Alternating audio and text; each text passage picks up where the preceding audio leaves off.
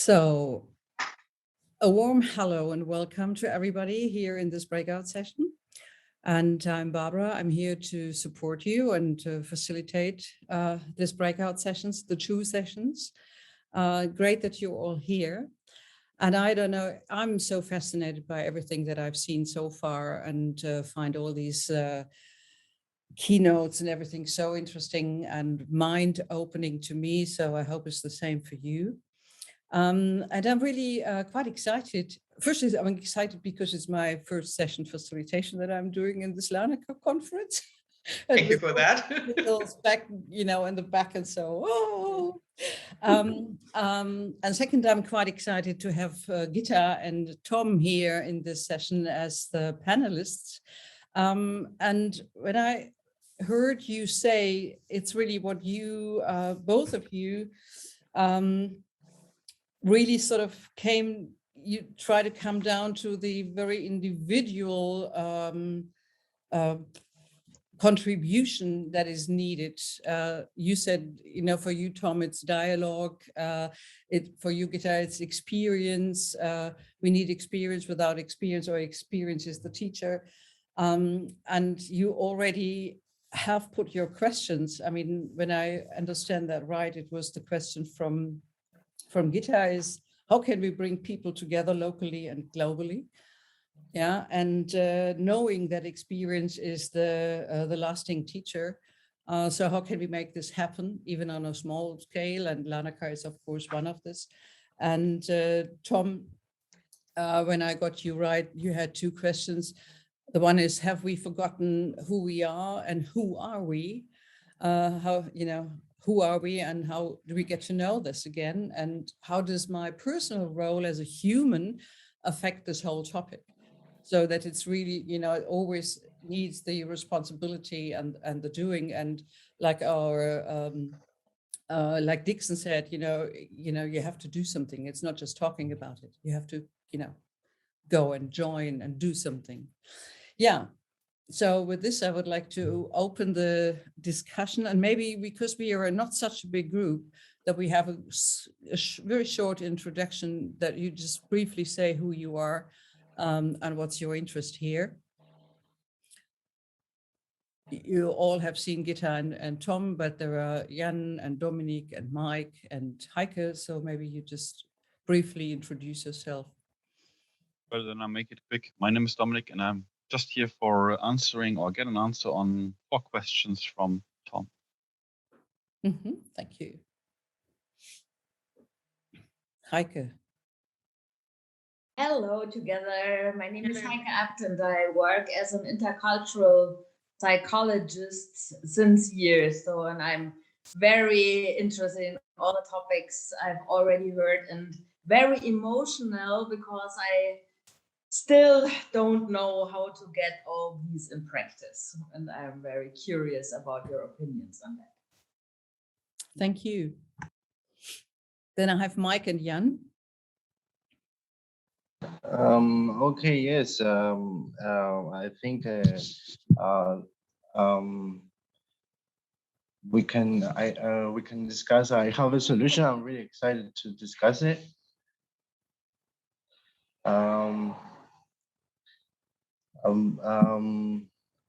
I think the core part is, I think there are about 150 100 nations, post-colonial nations that have a constitutional democracy, and I think that there's a lot of competition, symmetric competition, and in the market, and a lot of antagonism in politics, and I think there is a solution there. That's what I'm studying and working. It might be a good idea, Michael, if you or if you have it, you have your solution in writing, to send it to us so we can publish it.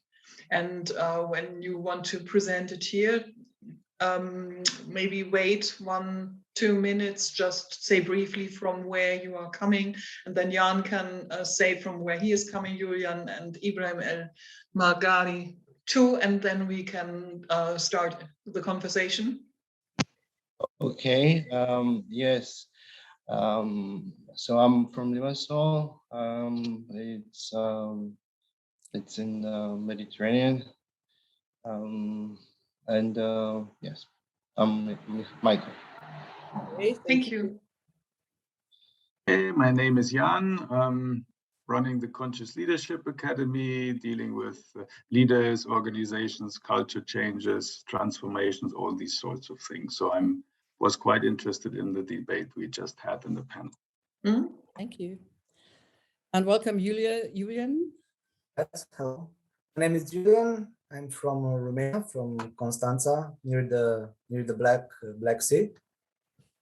And I'm glad to join this another part of Larnaca-Conference. Thank you. And Ibrahim, welcome. Hello. Can you hear me? Yes, we can. Okay, thank you. Okay, because I joined very late, so I'm sorry for that. I'm Ibrahim, living in Germany with an Egyptian background, and I'm supporting refugees which reached the Germany, and I've gained a lot of some experience with that people, and have some backgrounds from Egypt, why the other Arabic countries, why they want to leave or actually leave their country. Thank you. Then we are, Christine, please say something about yourself. Oh, thank you very much, Barbara. So as you can see in the background, I'm part of the FORMWELT team, but sorry, actually today I'm more in the role of my my voluntarily work with refugees in Germany. I'm directly working with Ibrahim for 7 years now in Eichenau, next to Munich, and we founded a little NGO with very good structures that function very well. I think we have some experiences which are interesting for this panel. Thank you. Thank you. I think it was Dominik who said, yes, you would like to step into the two questions that Tom brought up, and maybe we start with that. No, I don't want to address these questions. I have questions myself, to be honest. And that's because Tom said something about that we have basic needs and that we have growth needs. And growth needs triggered my thoughts. So I've noted down 4 questions, and I will see if we can combine them. So I want to understand Tom more correctly and understand what are these growth needs? Why do we have these needs? What do these needs solve? And then the very last question, what effect does growing these needs will have in the future?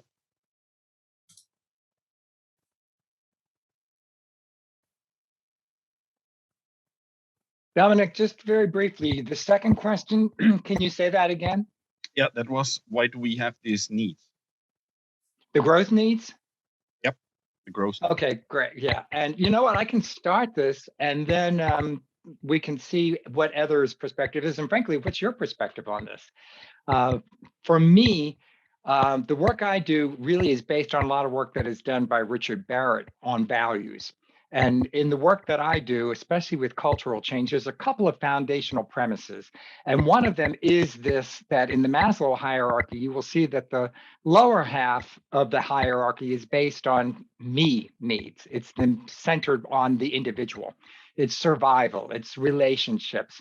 It's really having a fair playing field, right, that we can all engage in. But then the higher needs, those are the ones of once we grow beyond ourselves, all of us, when we reach somewhere between ages 20 and 30, 35-ish, we begin to say, "Ooh, you know, I became this, whatever I was trying to be. I have now achieved a certain level of survival. My relationships are good. I'm in a good place right now. I must be called to do something beyond me. What am I trying to be?" Right? So then suddenly I realize, oh, I can do more. I can be more. And when I begin to realize that, that's when I start to let go of that individual. And I start now becoming part of this greater. Now, that is an individual journey. It's also a journey from within. And so first, I see myself as this individual. I individuate, I grow, I develop my skills and abilities. And then I want to be able to do and be more. And so how do I do that? First, there's the call. The call happens in that stage, which is between basic and growth needs. And that really is this calling to be and find out who are you? What is your purpose in life? What is the purpose we all have in life? Because this is this dance between the individual.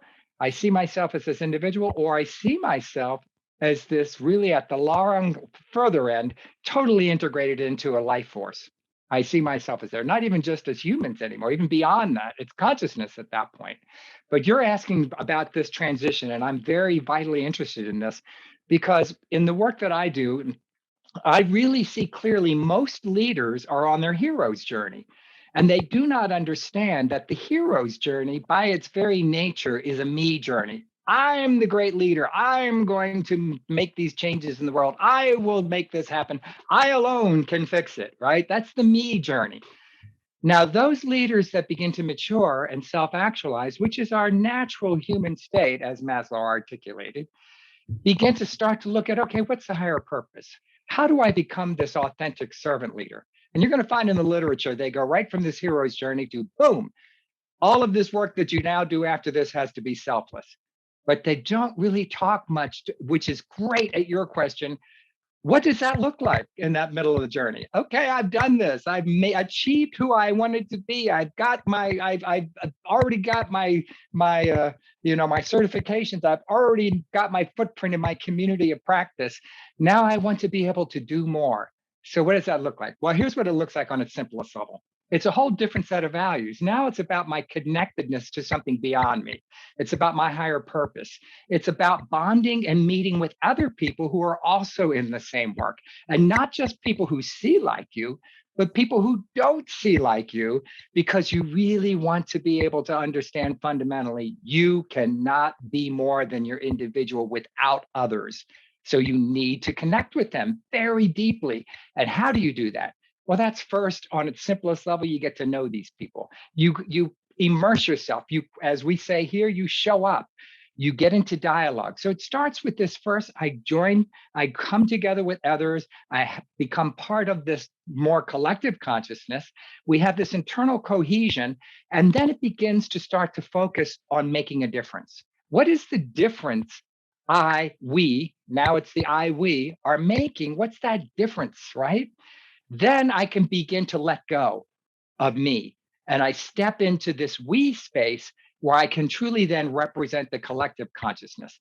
There's some, I'll plant a seed here, but it's something vitally interesting about beliefs, the difference about beliefs. Beliefs always occur in the me stage of actualization. Why? Because a belief is about me, my perspective. I believe this. But once that individual transforms into a we space, that very same belief becomes a perception that I'm not holding on to. It now just becomes part of the greater dialogue. So you see that transition from me to we, the calling in the middle, which is that transformation stage. And then how do you let go? You let go by stepping into the higher purpose, being in dialogue, and beginning to then let go. And you get into that beautiful state that we've all been in, where you are not there anymore. It is just the work you're doing, the we and the flow of the life force. Now that sounds very out there, but on the practical level, you can look at specific examples of people in these various stages. I would say most of the people in this room right now are into that growth needs. They're there. They've achieved a certain level of individual success, and now they're looking to be and do more. And this is a great dialogue. And that's what we're doing here, I think. That's what I think is beautiful about this conference. It actually puts into practice what Gandhi says. We must be the change we want to see in the world. So I hope that answers your question. I didn't mean to ramble on too much, but I just wanted to make sure I hit at the essence of what you're asking and then invite you into the dialogue. You have answered by far more than I expected, and that is the good when you try to practice scientific thinking.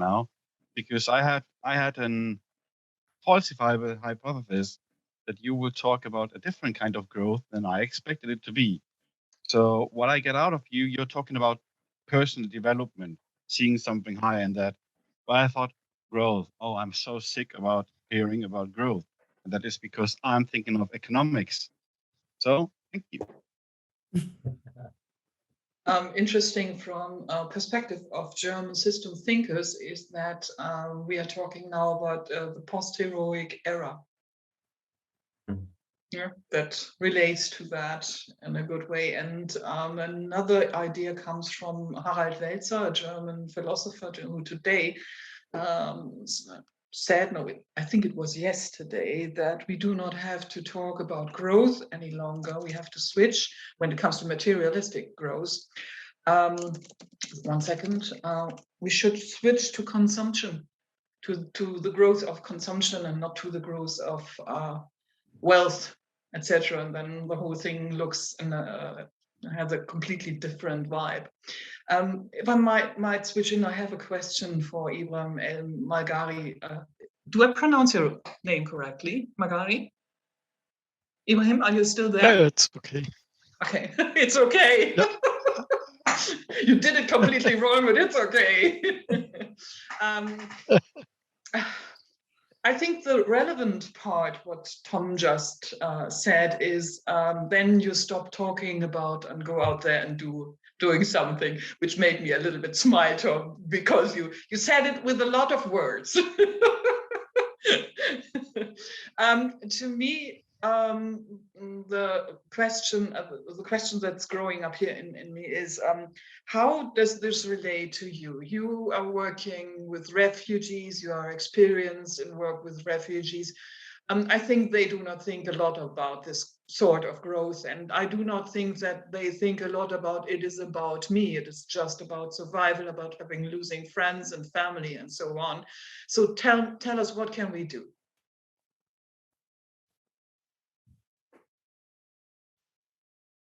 Hello? I'm not sure if Ibrahim has. Yeah. Seems like frozen. Yeah. Ibrahim, can you hear us? Can you still hear us? Yeah, I can hear you. My computer maybe is stuck a bit. Can you Maybe hear you me? switch off the camera for a moment, Ibrahim, then it might be better. Just speaking without picture. It's a very important question, Gitta. Okay.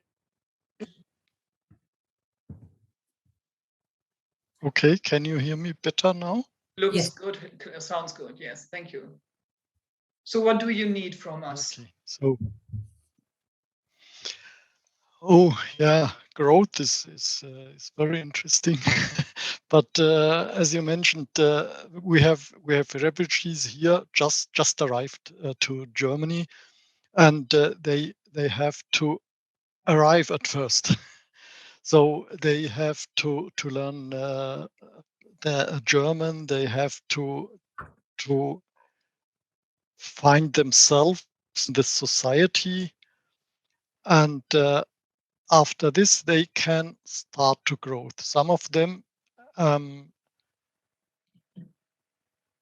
have success in this without forgetting their relatives and their families, which are left in their home countries. So it's a big word, the growth. I believe in the context of mass migration, because it's more important to find themselves in the new society and to adopt some rules and regulations there. So their needs are really to find jobs, to find to find if they are younger, find some education, and to overcome what they have seen in their countries and on their way to Germany. Yes. Yeah, okay. Are there initiatives where in your organization where refugees can tell the people in it's Eiche now, right? What they have experienced on their journey?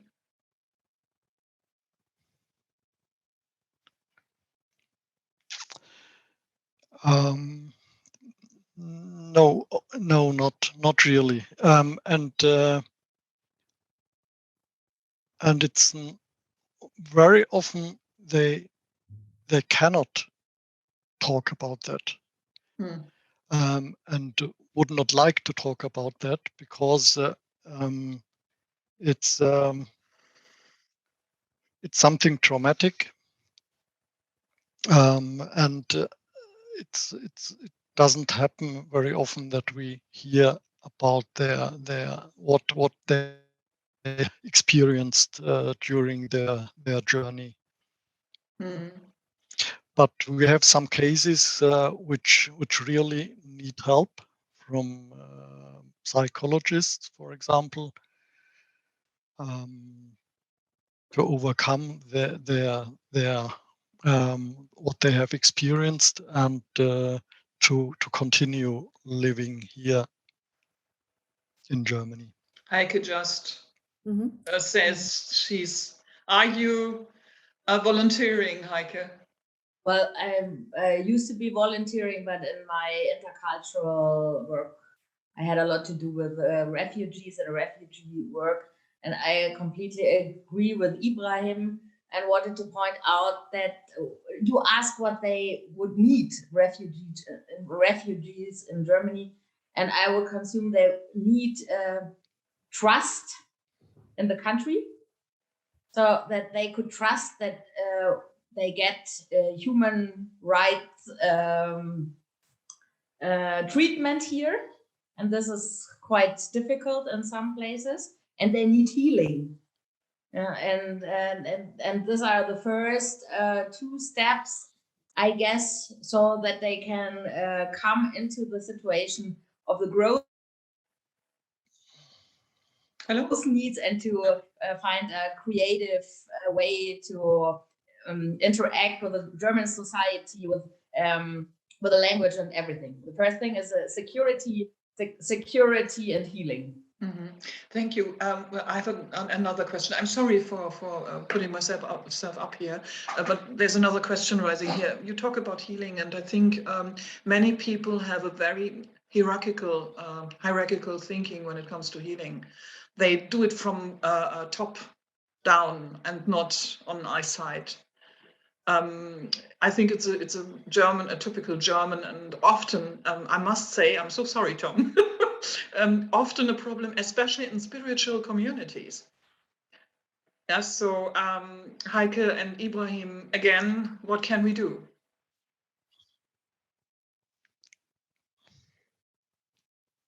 Just don't have enough.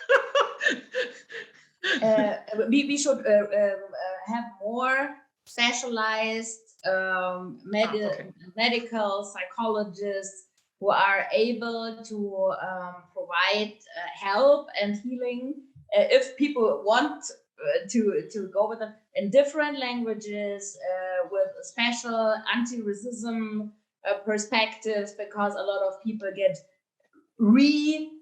traumatized in therapy in Germany because a white privileged therapists have no idea about the perspective of the others. And sometimes I wouldn't have one idea where to send them here in Regensburg. Mhm.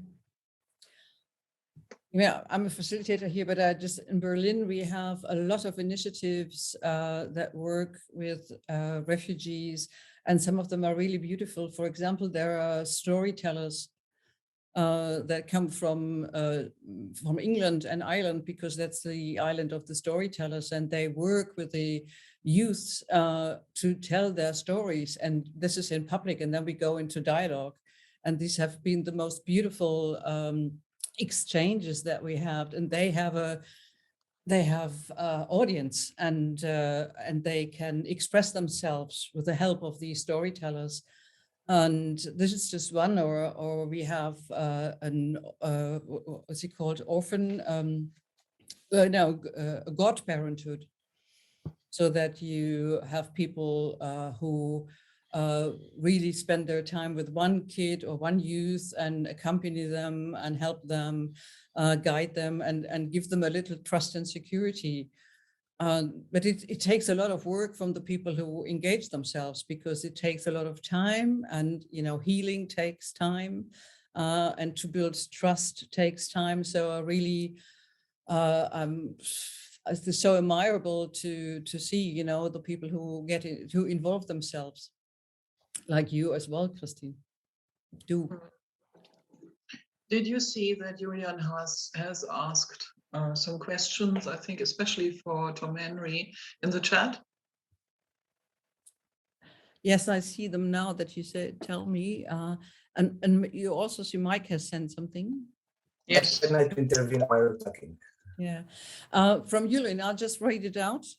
Can you see the chat, or am I the only one who sees the chat? I can see it. No, I'm reading it now. Thank you. Okay. But I think for the audience who cannot read the chat, it would be a good idea, Barbara, for you to read it. Then Julian's question is... Everybody can read it. Yeah, but we also have a recording for later to publish, so it would be great that it's... I can read it. A social identity, of course, has a few important steps until it is fully established, like categorization, identification, and comparison. And although it only brings troubles, and especially being far from our own reality, being more of a label, still, why do we look for this comfort in being someone in society? I assume that in a micro way is the fault of hormones and the fact that it gives us some serotonin reward and dopamine along the way. Question. Also, we have a different social identity depending on the group we are in. So it brings another question when we talk about social identity, and that is who we really are. Wow, so many things there to unpack. But I think particularly this question of why is our default the ego? Why do we go back to the ego? So I'll try to streamline my response here. And it's because, first of all, it's when, as we grow, the ego is our place we begin to identify with. And when we identify with that ego, and particularly in today's world where there are so many forces that reinforce that you are your ego, you are that individual, you are this, and all of these needs that we manufacture. So suddenly we manufacture all these needs. We need comfort, we need, hygiene, we need a vacation, we need all these things that we need. But when we really unpack it, we begin to see what do we really need underneath it. And I think when we dig deep enough, we begin to see what we lack the most, particularly at every individual level, is there a connection. We lack that connection. People on their deathbeds don't talk about, oh, I wish I had done this, or I wish I had gone to Disneyland one more time.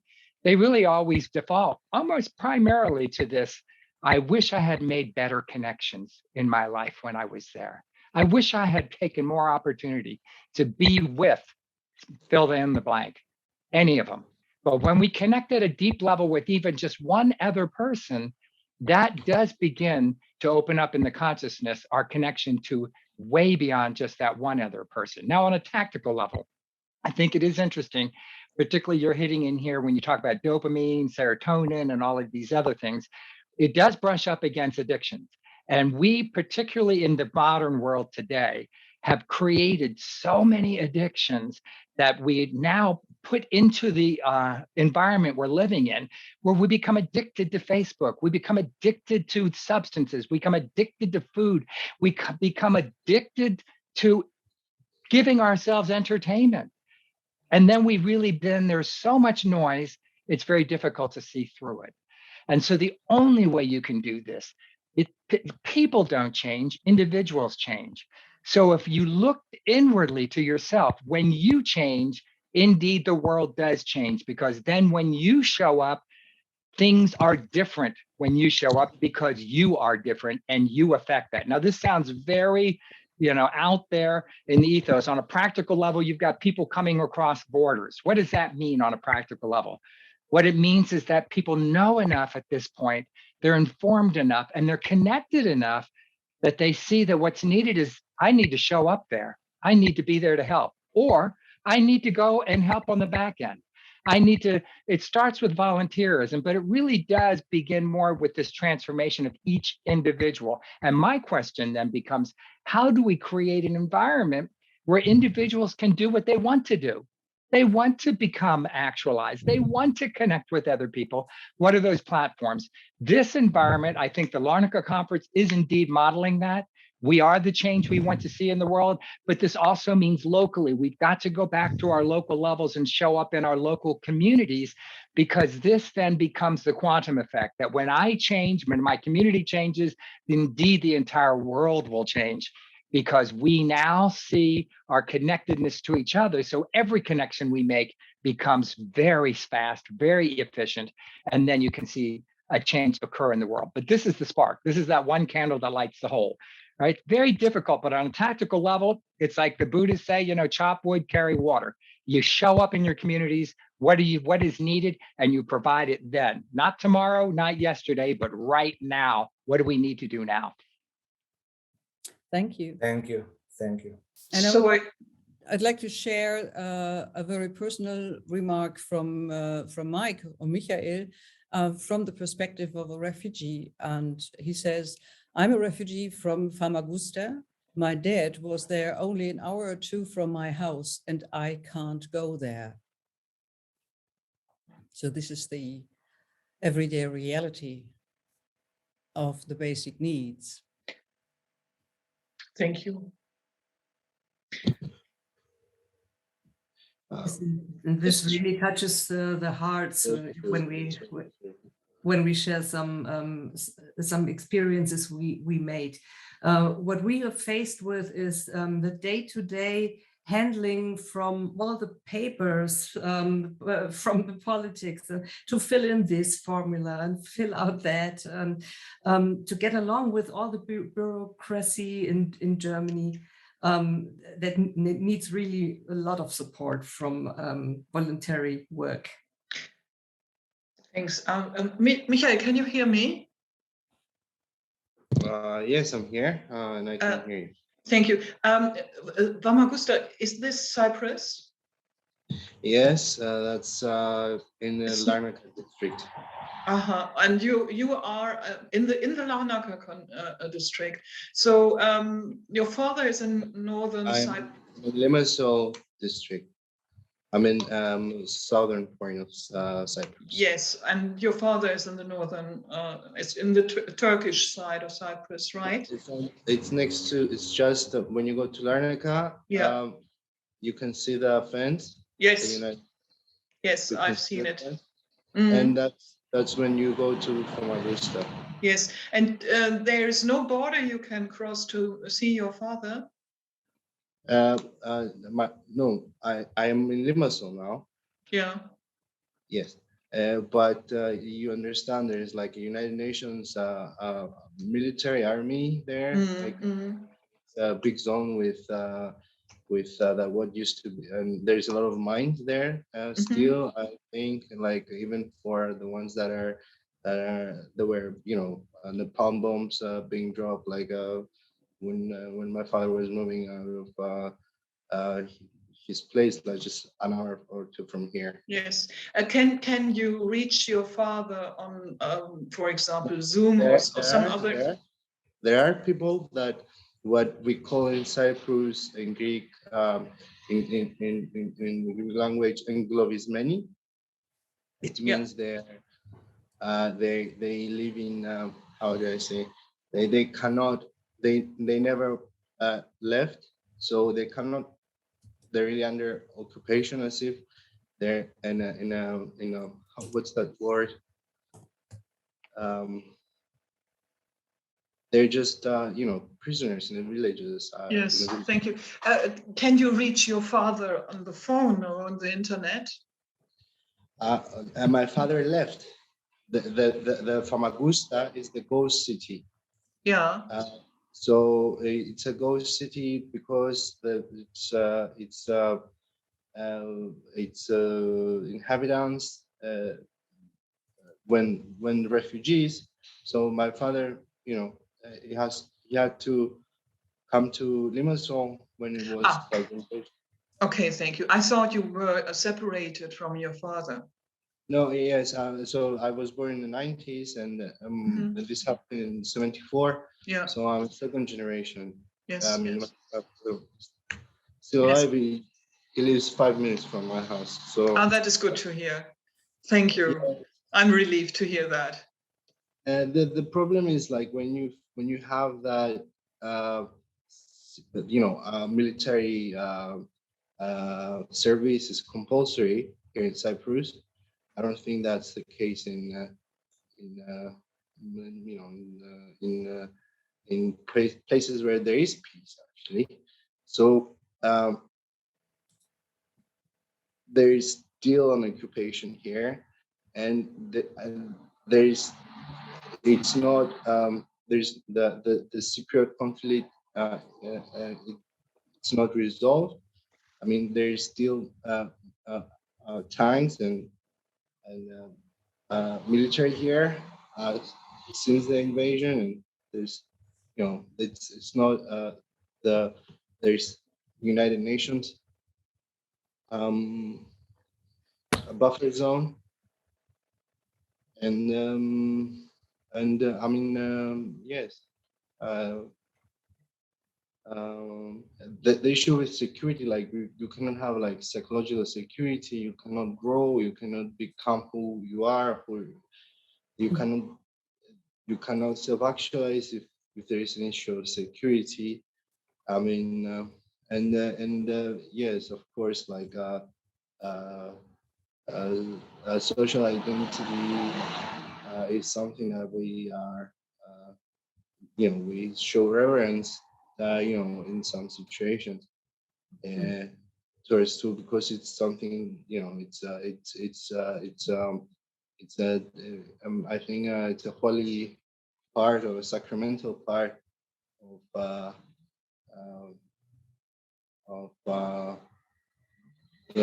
because what's a communion, what's it comes, because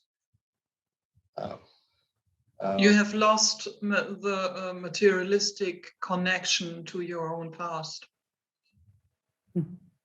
It's just difficult, I think, yes. I mean, it's more hard, I guess, for my father, to be honest. And I think he's looking for stuff to feel that void, and I'm that's passed, that those habits, those behaviors are passed to generations. And also, yes, the environment is it's very conducive to changing behavior. Yes. Thank you very much. I'm just looking at the watch and at the clock, and we have 10 minutes, and we will start the next session at 6 o'clock, so in about 9 minutes. And I would like just to summarize, when I come back to the beginning of the session, where we talked about basic needs and growth needs, and what we also hear in the discussion, as long as so many people are still involved with their basic needs, when they come as refugees, or we look all over the world, there are so many people who cannot fulfill their basic needs, then it's really very difficult to go into the growth needs. It sounds a bit like a luxury. And at the same time, it needs this connection, because only with people coming together and trying, even in very, very small steps, to maybe also feed the growth needs, even if the basic needs are not yet satisfied. So open up also space for the people to become, in a way, whole as a person. It has a different dimension, not just a materialistic dimension. It always has also a spiritual dimension. And I would like to everybody to invite you as participants that you use the Padlet. You know, the Padlet, and Christine has just put the link in the chat.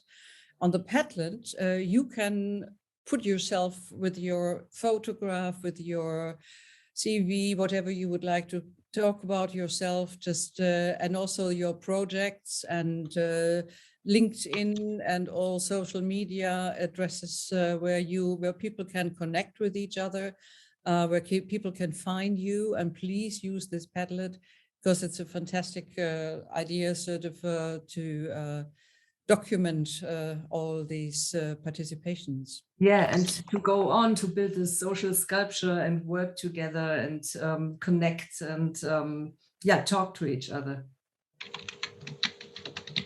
Yes. Barbara, there's just one quick thing that I also wanted to make sure we summarize here at the end, because it's been a theme that comes through this. In the world, so many of us have this deprivation mentality, that there's not enough, that I need to get mine. There's such a limited supply. But in reality, we know that we have the resources to take care of the world more, not just 10 times over, but 100 times over, that this is not a problem of resources. The resources are there. What the challenge we have is first a mindset of deprivation, that we don't have this. We do have all this. We have what we need.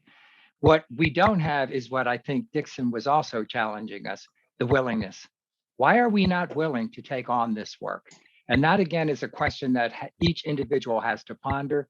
Each individual needs to see, how does that affect them as they show up in the present moment? So I just wanted to make sure that we understand we have everything we need. Thank you. Thank you for all these closing words. I have another thing that is running through my head since Michael has opened up, and it's about social identity and social identity conflicts. I think that there's something very special we have learned here today, that social identity is relevant. And when we look at Germany, and many people now are frightened of the idea that people coming from other countries are changing the way how we live and think, I think it is a very good idea to have a look at this from the perspective of social identity necessities, because that's the best way to explain why so many refugees are even more Turkish, more Arabic, more Asian, or whatever than the people in their home countries, because they try to re-establish what they have lost here. And I think that is something we have to understand. And I'm very grateful, Michael, for you to reminding us of this. Thank you. Thank you very much. Enjoy 5 minutes of break until we start the next session at 6 o'clock.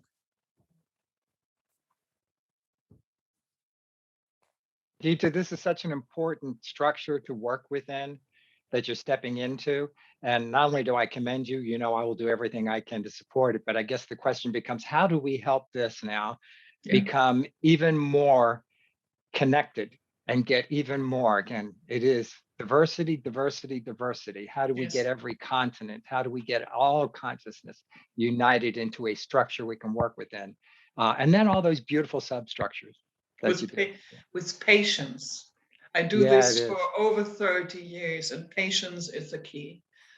Yeah, you cannot do this with money. You cannot do this with rich people, as I said. You cannot do this with popular people. You need patience to find the right people in the long run, and then you start and work your way up from bottom to top. That is how this is done. And it takes a lot of time and a lot of energy, but it is worthwhile.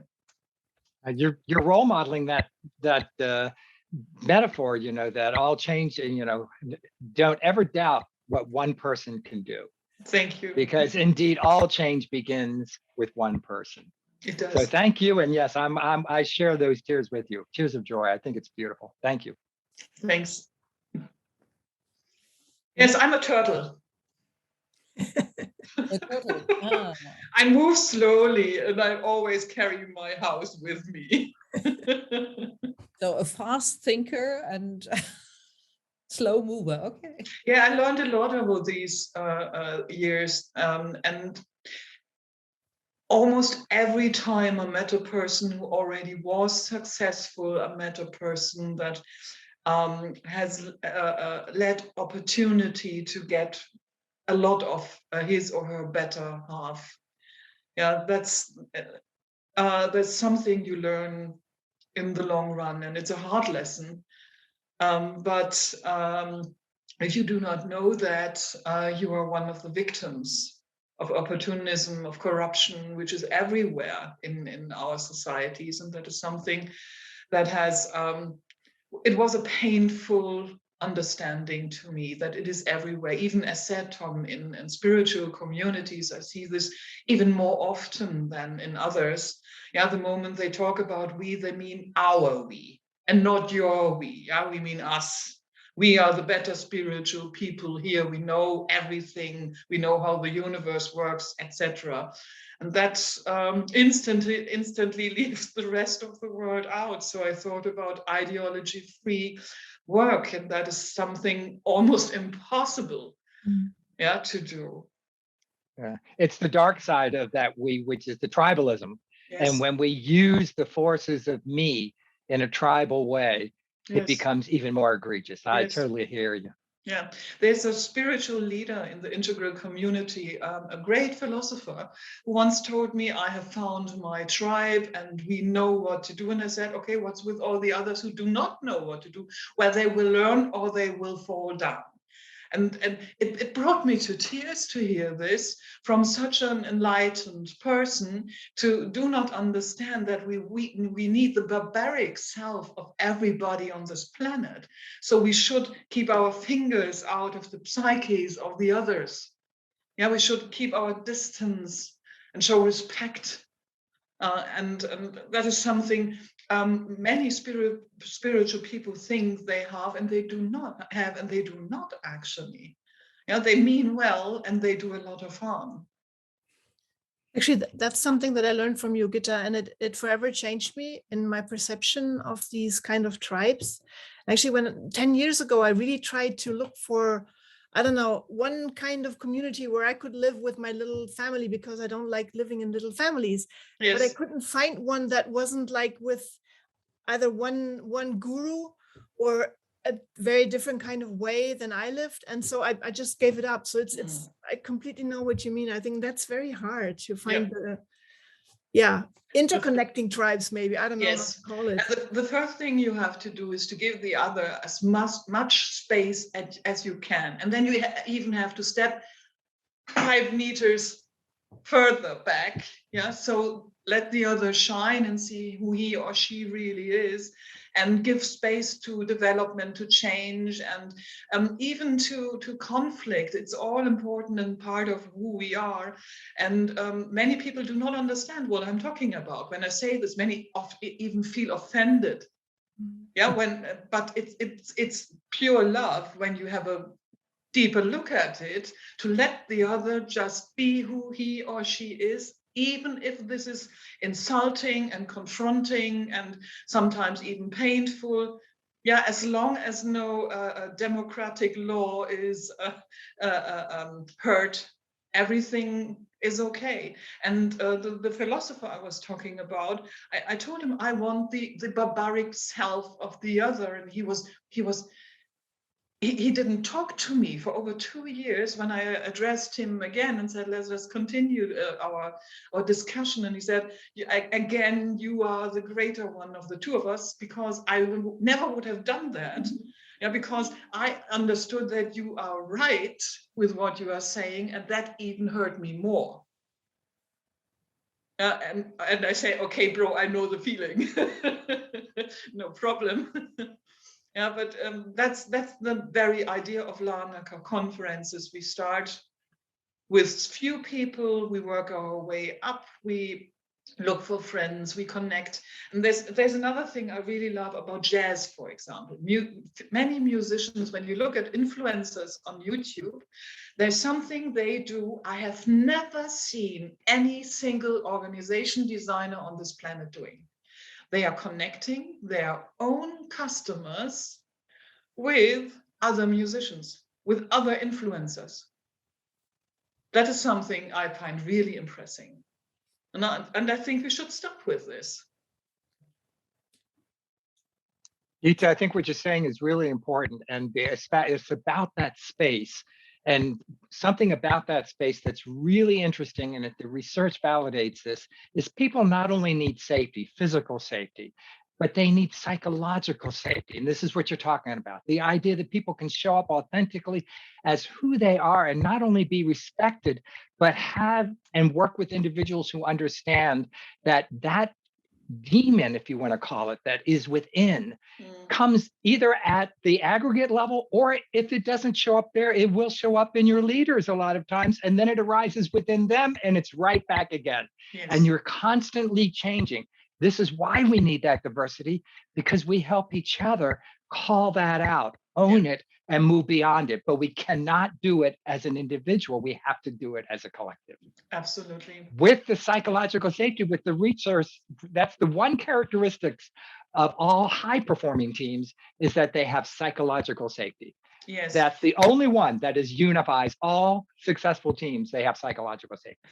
But there's the problem with psychology. Most psychology, at least here in Europe, relies only on data from the middle class.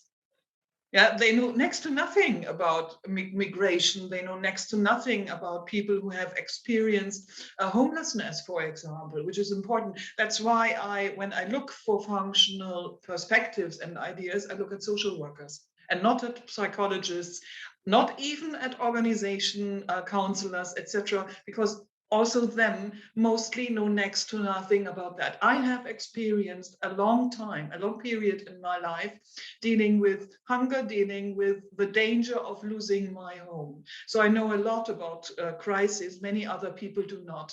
And almost every single psychologist I've met, and sadly to say, almost every single spiritual person I've met, have heard me when it comes to what is to be done there. They do not know what is to be done there because they have no knowledge about it.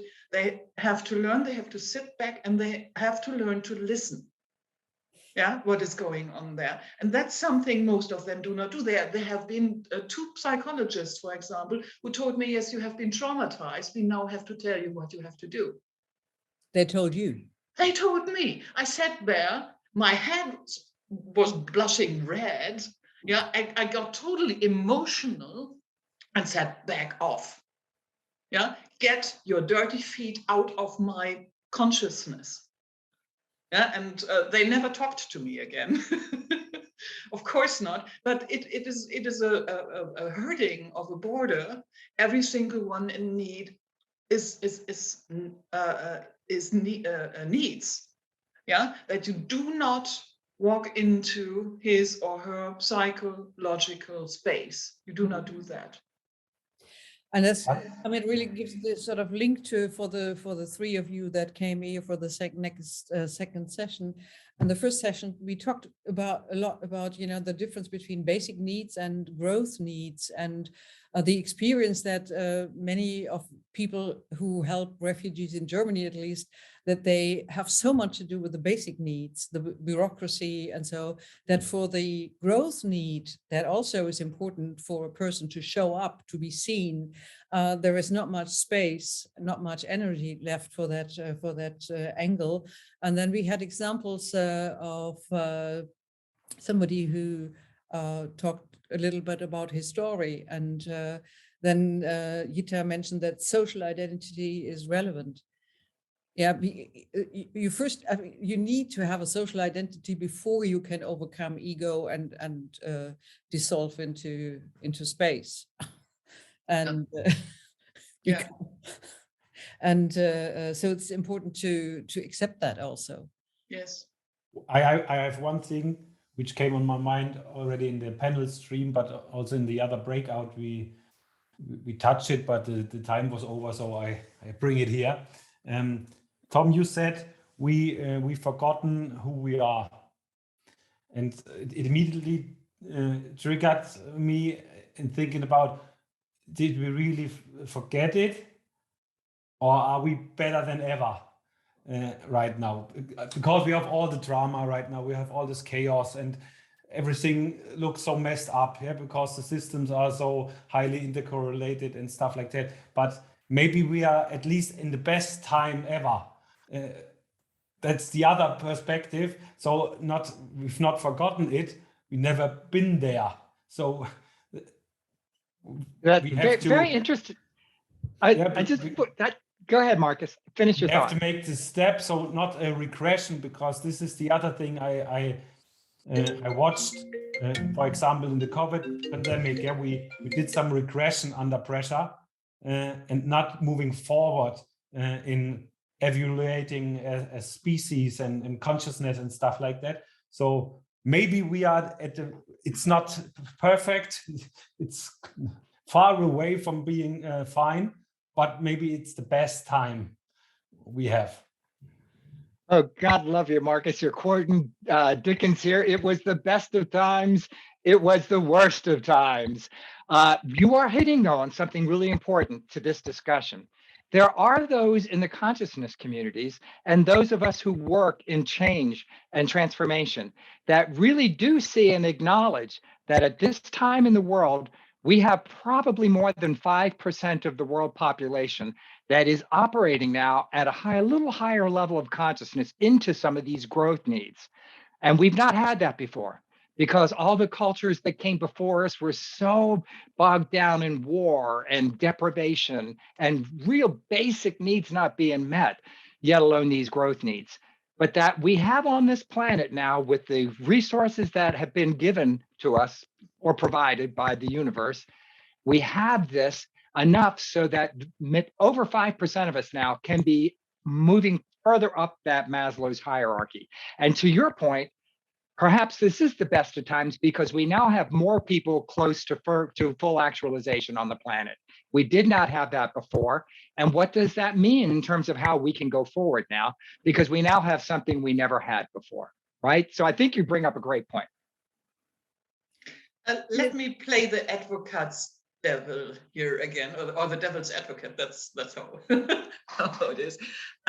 We know from psychology that people who are getting wealthier are less eager to help. That's also an interesting thing here. No? So we have there another conflict, because when your wealth grows, you have more time, and more money you can spend on yourself.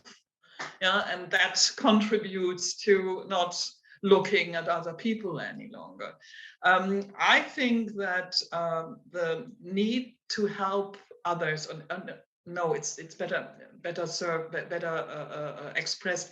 I think the need to do something good for the world, for the community, whatever, is a deeply spiritual aspect, but in a very practical way. I ended my spiritual journey one day and decided I'm not that interesting any longer. Yeah, it was simply that. I went through different kinds of religions and belief systems in order to understand how they function. And then in the end, I decided, okay, the only thing that really is relevant is to do something good in this world. So, and if there is dead in the end, and I can survive it, I have led a good life. And if there is not, I also have led a good life. Yeah, so that's the decision here. I think that is the point, Tom, you made in the first round when you talked about there's this moment when you decide to go into the we. I never decided to go into the we. I only decided to do something good with my life. Yeah. You know, this study, there is a guy from the Netherlands who wrote a book that became quite famous. about that it is the narrative that we are in, that when you go look deeper, that the human being always has a wish to do good, but it's the common story that they keep telling us, that we are beasts in but in nature and survival of the fittest, but it's really a wrong narrative. So if you change the narrative, and I think our keynote speaker also, Dixon, also mentioned this, that we have to change also the story that we keep. Yeah, that's the big question. Is the human evil, or is he good in the fundamentally? Yeah. So well, that's a human question. We're talking about Bregman, im Grunde gut. Yeah, right. Yeah. German, yeah. So the evil has to be hidden as something good.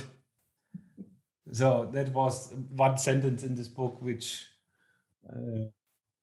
Schopenhauer acknowledged we are all evil and that's it. So that's another perspective. I think it's just what we do. The intentions are not as relevant as the outcome. And that is something I always look on. I look on the facts, I look on competence, I look on what is going on in the world and try not to stand in the way of my own view. And that's, I think, the important thing to do. That relates to many ideas on enlightenment. It's the same thing there when you have a look at Buddha, or when you look at Sun Tzu or Lao Tzu or whoever. It's always this, are you standing in the way of what you can see? So step aside and have a deeper look, and that's it. Yeah. Gitta, you bring up a great point here too, Hippocratic Oath.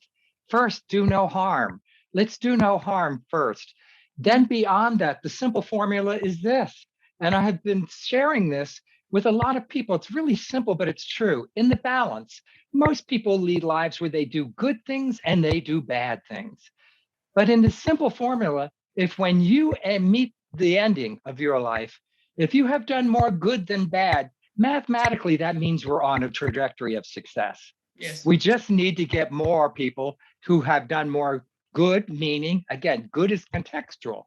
What I think is good may be bad for somebody else. We've got to have that debate, because we've got to be able to do it for what is good for the whole, for the integral, for the universe, right? And so that's it. Can we lead lives where in the balance, even if it's 1% better, 51 versus 49, it's still a winning formula. Yes, and it depends a lot on education.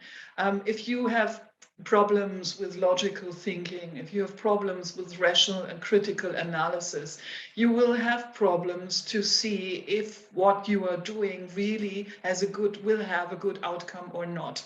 As I say often, everything that can be ideologized will be ideologized in the end, even mathematics.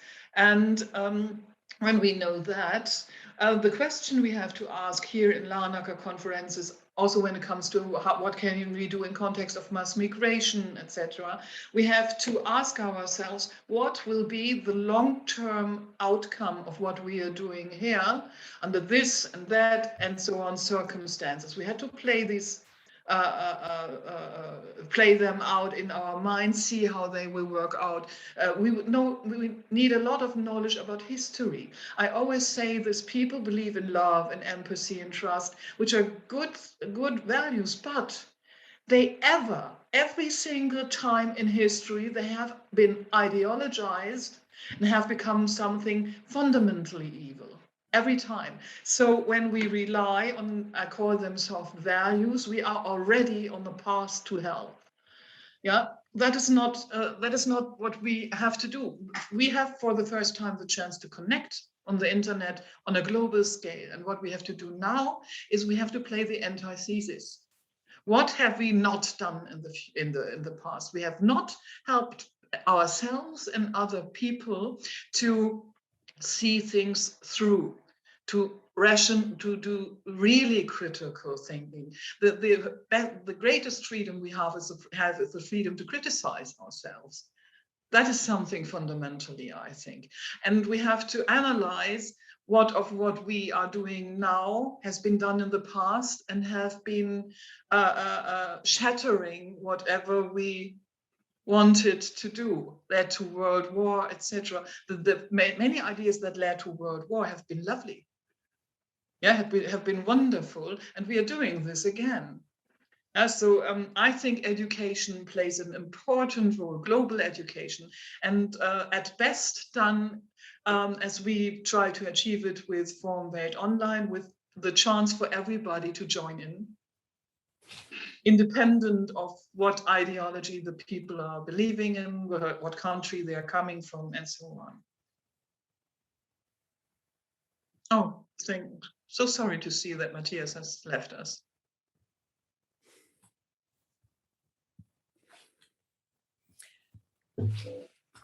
I think we started this the second session with a question that Tom brought in, and coming back to Larnaca, what can we do, or how can this conference sort of support the action? Yeah.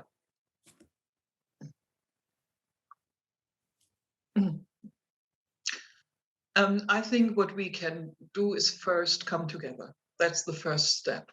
Come together and see and ask, what can we do? Yeah, and from there, work our way up. We have learned a lot of things today I found really important. That was the one thing about social identity and social identity conflicts. And what we heard from Tom, I really relate, I deeply relate to what you are saying, Tom. What I'm not, from the topic, I not often do. Yeah, because I see the dangers in this and the concepts you are using. But when you do it, it flows and it's authentic, and I love that very much. Thank you so much for this. And Gitta said, because I think the most important thing is to provide a structure for people to be heard. So I'm going to be very succinct here, but you'll notice on my background, I even put in here, what story do you want to tell? That's what I have in my background, because ultimately the most important story while we're still on actualizing as individuals is the story we tell ourselves. What is the story you are telling yourself?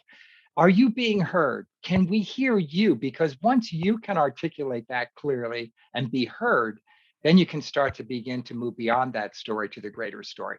But if you can't be heard, if you can't meet those basic needs, if you're not able to actualize as an individual first, that's where you're talking about education. That's where you're talking about experience.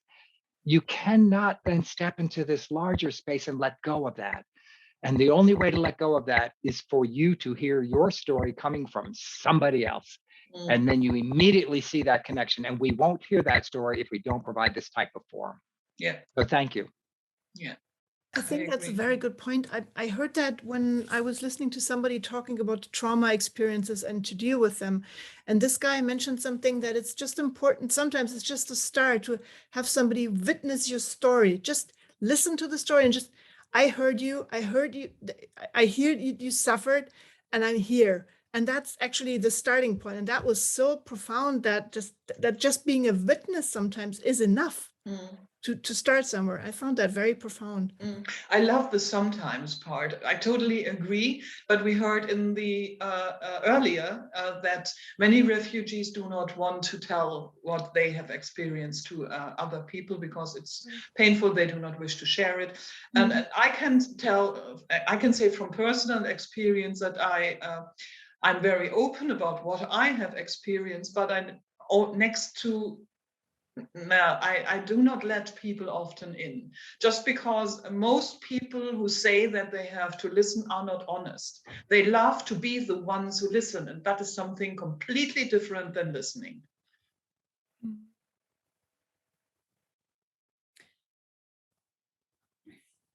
Yeah, of course you have to differentiate, but it's sort of what becomes more and more famous in my world is sort of that listening, or the art of listening, is the key competency that you need as a start. And it means honest listening, and that honest listening means listening from the heart and open up a space. So, and when you do this, and we train this very often in our seminars, and sometimes people get, they come to tears. They are in tears because it's so amazing to them, and at the same time it's painful. And it's also, I think, that sometimes touching these things or, opening up your heart can be painful. But painful in our society means, better not. But pain, of course, because when you say that you are someone who is in pain, many react to this as if you are someone from a lower class of society. Yeah, so why talking about this? Because there's no respect at all for what you have experienced. Mm-hmm. Yeah, I see this with people who suffer from alcoholism. I see this with people who suffer from depression. They always experience that people who say, I'm listening, the moment they do that, they come from the higher ground.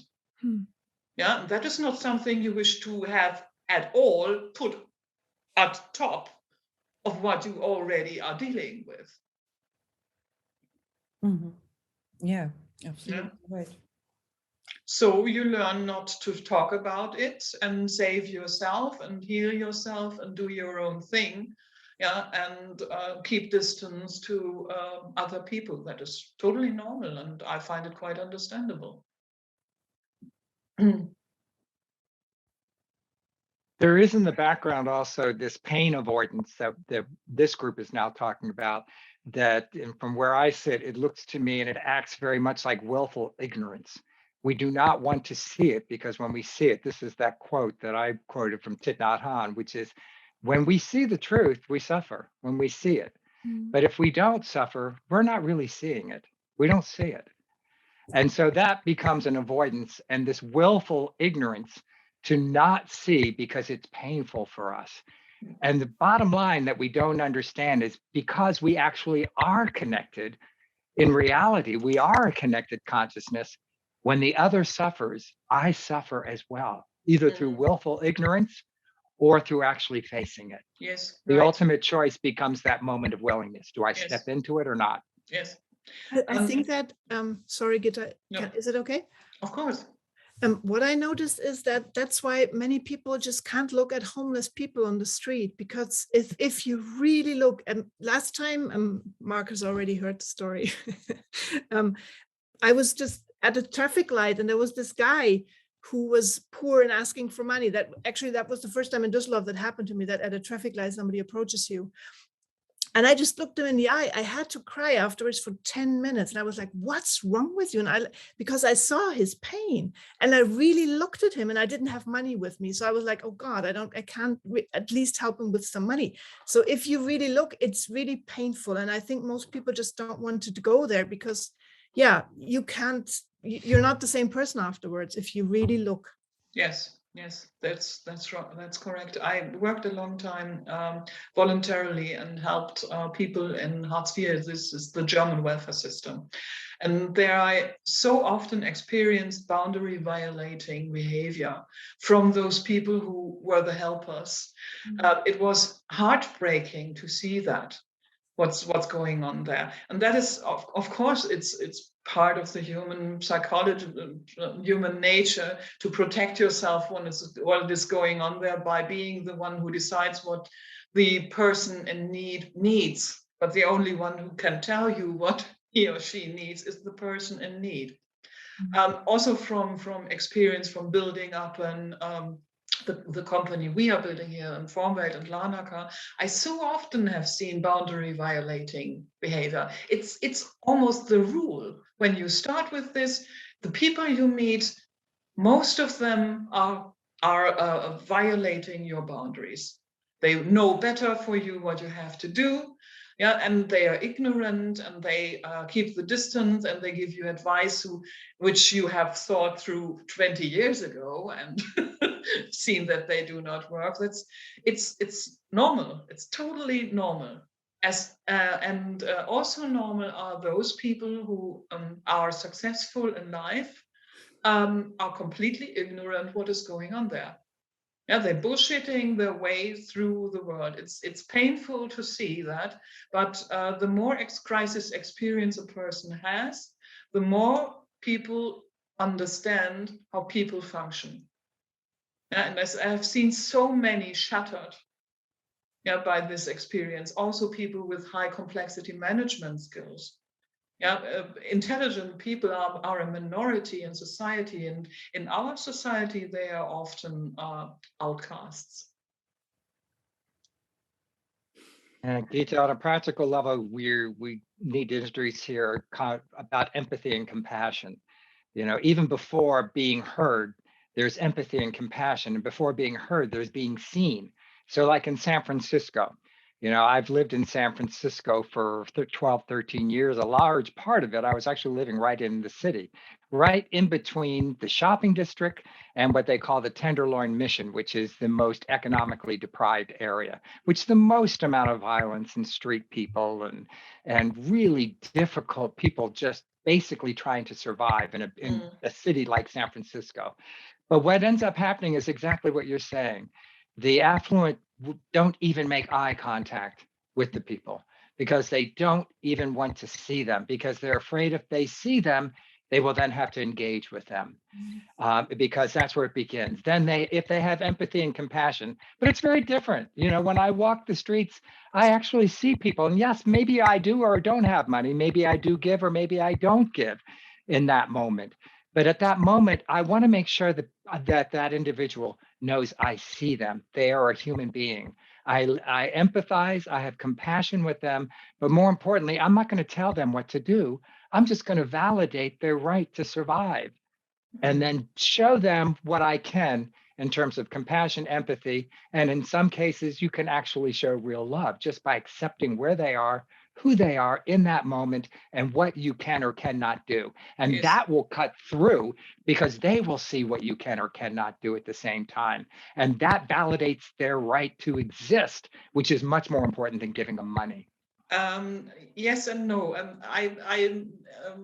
Again, I have a little different perspective, because when you are in need and someone gives you compassion, you probably, if the one who is in need is still has his or her dignity, the answer might be, you can stick your empathy where the sun does not shine, just give me $10 to buy something to eat. Yeah. Yes, indeed. And to be able to hear that, right? In that moment. And then you, from where you sit at that point, how do you respond? Give him $10. Right? Yeah. If you have it, or if you are not at a place where you can give them, you start to learn about you. Yes. That's your opportunity to learn who you are, right? Yes. This is a question back to where Marcus came back to this. Who are we? In that moment, that question is being asked of us. And we are very clearly then at that point making a decision. Yeah. Yeah, I'm also underlining this. We have to have acceptance of the situation first before we can change it. Yeah, that's also missing in the climate disaster thing. We don't accept what's going on. We're talking about it's 5 to 12. It's not 5 to 12. It's 12 or 5 past 12. Yeah, we're talking about that's a warning. The floods in Germany are a warning. It's not a warning. It's the climate disaster. So that's the first thing, we have to accept it. I think. Yes. Start somewhere. When it comes to what we can do in the second round, we learned that there are psychologists needed with experience in the traumas people suffer from refugees. Oh God, my English, I'm a little bit tired, I'm sorry. So other way around. When we need psychologists experienced in work with refugees. So I think what we can do here now, we've 5 people, is we can ask around.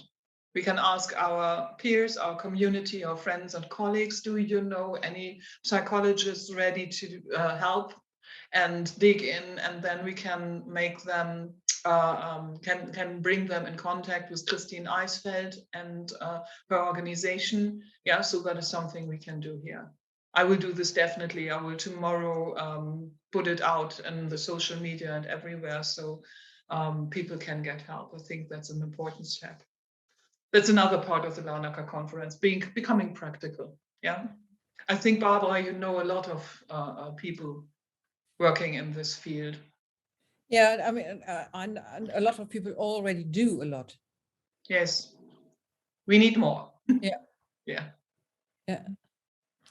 Now, to me, so like also with this conference, the difficult part is to get space from people, to participate here, to do good things, because everybody's so busy. Doing many good things already, but many people are really at their limits. Yes. Interested and find, when I talked about this Larnaca-Conference. Oh wow, that sounds very interesting. Yes, I shall give you the link. Oh, sorry, too many projects. Not any more space for anything new. Anything Yes. else. Then we have to connect even further and learn to see how we can reach more people and so on. Now the work will never stop until the last refugee is saved. Point.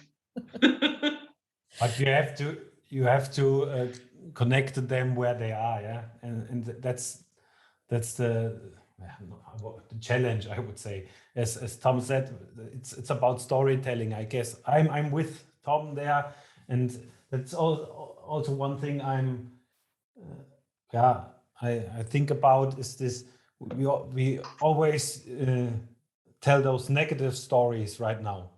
We have no utopia, yeah. We have dystopia. We are failing with climate catastrophe, and everyone is dying. First of all, it's not like that. We're not dying at the same point. So it's a high social disaster, highly related climate and social systems disaster, and so I'm thinking about what could be the positive story, yeah. Not wanting, or I don't want to fly anymore because of climate disaster. No, I don't want to fly because I want more local connection with people here. So the positive thing, not because we are shutting down the planet, we stop producing cars. We stop producing cars because it's nicer to have a city without cars, because we can meet as people. So turning around this positive, negative storytelling. Just one information, Markus. I'm interrupting you here because it's important and relates to what you are saying. I just read an article that from 1999 to now, poverty has been sinking, but it is rising again because of pessimism. Yeah, I'm sorry for interrupting, but that is an important point here. I do not believe in positive thinking as the solution to everything. I think we need negative thinking also. It's both, it's very important, constructive and destructive thinking. But thank you so much. This is an important thing. And I think storytelling, yes, it's an idea, but the best stories that people relate to are personal stories of personal success. I would point out two things because time is not running out. But first of all, also to you that you are here, there is this Padlet on the Larnaca-Conference where you can, as participant of this mass migration topic, where you can make your own CV, post a photograph of yours, talk about the initiatives that you are maybe already supporting or heard of, show something about yourself, what you would like to share with the others, how you can be contacted in the social media to make this a lasting possibility for contacting each other. So this is pretty important because it's one of the steps that can develop out of Larnaca. Mm-hmm. And I would also like to, there's one thing that really intrigued me in the keynote of Dirksen, and that was his saying, concerning migration, we should not let the people move aimlessly. Yeah. We should manage migration. And that really sort of hit a chord in me saying, oh, wow, that's interesting. Because already, I know it from private initiatives, where so many people are looking for specialists in certain areas, and they're so happy if they find people under the migrants who can sort of get jobs and really bring in an expertise that they already bring from home, and to make much more use of that. And this is again to sort of change the story and say, let's take it as a chance to the easier we let the people come in and integrate and get them jobs, the more we can get out of this. And this is there's something that sort of intrigued me. Thank you. We're Yes. not doing that enough. Yes, yes, thank you very much. So we also can ask all our friends who already have a business, how many refugees are working for you, and then ask them to, the next time they need help, they hire a refugee. Yeah, I'm with you. The poor people need money. That's easy as it gets. That's the thing. Yeah. Otherwise, they weren't poor. Yeah. But I mean, I'm not a technical specialist, but what I can imagine that it's nice to have a sort of platform, where people can bring or show up with what they bring, their expertise or what they would like to, and so that there is easier to have an interconnection, because it's not so easy, because where do you start? Yeah, that's one part of FORMWELT online in the end. But I see we will need something very earlier. We will work on this. I have put the idea with a board on the chat, and we can add what your idea was, Barbara, also. And if you have friends with money, please bring them in contact with us, because we need to build the platform that will help to connect people. FORMWELT online has to be built. That is important, because then we can work even deeper and better together, and then we can learn from other cultures, their concepts, their cultural concepts, their ideas that have been working there so well and not with us. Yeah, that's also important. Thank you. Thank you. Anything to add from you to this discussion?